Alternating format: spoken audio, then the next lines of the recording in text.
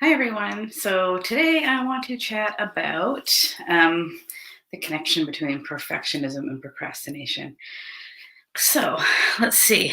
Supposed to be showing my title thing. It's so funny because I like to tell my clients, I'm like, oh, I'm just modeling how to not be perfect. But it's really true that I actually relate to this one a lot. So how do I show this? See, it's just not showing my. Okay, so I normally have titles at the bottom here, like right here, and it's not showing it. So this is not going perfectly right now. So I'm just going to model how that is fine. That's okay. Oh, and I just deleted something. So it should say perfectionism and procrastination right here. So this is kind of funny, but it's not working. Anyways, let's see if this works. Show. Okay, so first let's just talk a little bit about the stereotypes. Stereotypes for procrastinators will be stuff like being lazy or being having low standards. Maybe like, oh, they must not care. They're not doing their work. From the outside, that's how it can look. Um, and let's see, the stereotypes for perfectionists. People might be something like perfect, obviously, like they got their stuff together, they're organized, everything looks perfect in their house, maybe they're neat, all these things.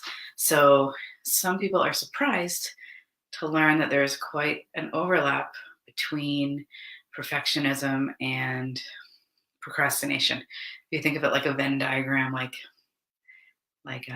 there's perfectionists, there's procrastinators. Not all procrastinators are perfectionists, and not all perfectionists are procrastinators, but there is a group that intertwines. And so we're going to talk about that. So those are the stereotypes. And the next thing I was going to talk about is the reality of this overlapping group. So when we have really high standards for ourselves or our work, which is a trait of perfectionism, that can be paralyzing. So, do you remember? Well, I don't know if you watched a few weeks ago, I talked about being overwhelmed with the amount of work we're doing. So, say someone procrastinates because they look at their work and they're like, I can't do this all, it's too much. Um, Similar would be being overwhelmed by this crazy standard in our head, like, oh, God, it's not like, oh, I'm starting a paper. I'm starting a paper and it has to be perfect.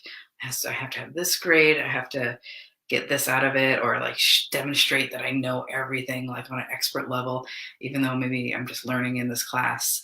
So it's really, it can overlap quite a bit in that sense, um, where we're just like so worried about getting it perfect that we have a hard time getting started. Um, so this actually ties in nicely. There was a question from Jessica in our Facebook group, and she asked, "How do we get over fear of not being perfect, therefore avoiding, so that you can blame lack of time instead of our own ability?" So this is a great example. You can almost picture this circumstance. So we have a big, maybe test or maybe paper, and we're just like putting it off, putting it off, putting it off, and we might ask ourselves, what's the benefit of putting it off? And one of those benefits might be on a subconscious level, knowing that if you get your grade back and it's not good, it doesn't mean that you are an idiot. It means that you didn't have enough time to study. So it says more about the circumstance than ourselves. So this discrepancy between where we think we should be and where we fear we might be, that is kind of the type of perfectionism we're talking about, where we think we should be up here, we fear we might not be, and so we get really stuck just taking the steps because we're not looking at our assignment and just being like, okay, I got to write a page. We're looking at the assignment and being like, I got to prove that I'm awesome and my teacher will get that I totally get this, and et cetera, et cetera. So, yeah, so the second half of her question, or the first half, I guess, is how do we get over the fear of not being perfect? So, this is, I mean, it's a little bit, um, it's work, like all good things take some time and stuff. And I know that's not what we like to hear, obviously. Um, but if we think of like how we got the way we are, like who knows, could be like maybe our parents were critical and we have them in the back of our head saying, "Oh, you should, where's your A?" or whatever. Maybe it's just a big mix of like our own experiences. Maybe it's who we are. There can be like reasons that we've been like this, and now we're like, you know, been around for around 20 years or so, and it's taken a long time to get this way. So, number one is um, there's hope. So I want to really, I'm making it sound like there's no hope or something. There is hope. But being accepting that this is where we're at and it's not bad, that's huge. So acceptance, like, and to take it even further, like if you think about it, this part of us that has really high standards may be part of the reason we were even able to get into university, or that we have these high goals for ourselves. And so it's not all bad. It's just like two sides of the same problem. So one side, on the positive side, we care a lot and we know what a perfect thing would look like, which is why we put so much pressure on ourselves. And it's the pressure, the flip side of that is the pressure that makes us stuck. So a little more about what, like broadly, what we would do to address perfectionism is just, yeah, the awareness, first of all. Like Jessica already is aware that this is like part of it for her is like fear of failure or fear of not being perfect or living up to certain standards. Um, so yeah, being aware if this is part of your cycle or not. Some people it's not really what's going on, and some people it is. The next thing is acceptance. So one thing we know is like adding shame and guilt onto a situation never helps. So if we're like, oh crap, I'm perfectionist and that's also bad, and now I suck, and just like feeling bad for being a perfectionist wouldn't help. So just accepting like, yeah, this is part of me. It has good sides and bad sides. Right now it's holding me back, or right now it's helping, and just kind of accepting it as not good or bad, but just is. For more on that, go to the mindfulness talk from last week, I guess, too.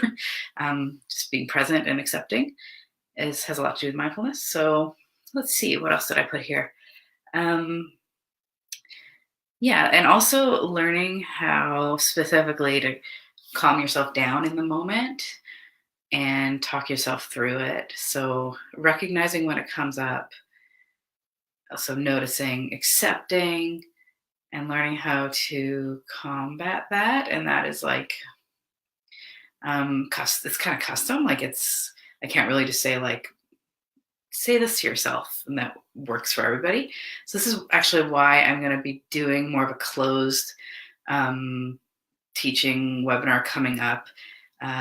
It's, yeah, pimping for the closed webinar, I guess. It's going to go into more about the cycles, and it's going to give you some actual tools to write out and figure out what your own cycle is, because it's important to like just appreciate that not all advice works for everyone, and the most important thing is figuring out what's going on for you so that you can really figure out what the best help is going to be. So yeah, excited for that. If you have any questions for that thing coming up, let me know. If you have any other ideas for our future Facebook lives, let me know. Yeah, I think that my title's actually at the end here. No, it's not showing. Let's see. It's just like disappeared. So that's pretty funny. And now my whole screen is zoomed in. And yeah, this is me just modeling. You don't have to be perfect to go ahead with your goals. So I'm a good example, I guess. So I'm going to say goodbye for now, and I'll see you guys in the group. And it's going to count down for me, ending broadcast in 5, 4, 3, 2.